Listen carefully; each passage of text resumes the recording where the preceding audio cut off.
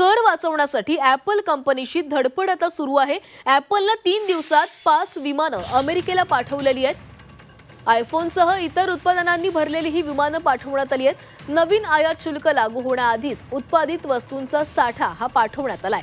टेरिफची डोकेदुखी वाढली असून कर कसा वाचवता येईल यासाठी कंपन्या प्रयत्न करताना दिसतायत। ॲपलने 3 दिवसात भारतातून आयफोन आणि इतर उत्पादनांनी भरलेली 5 विमानं अमेरिकेला पाठवली असल्याची माहिती आहे। अमेरिकेत 5 एप्रिलपासून लागू झालेल्या 10% नवीन रेसिप्रोकल टेरिफ टाळण्यासाठी हे आपत्कालीन पाऊल उचलण्यात आल्याचं समजतंय।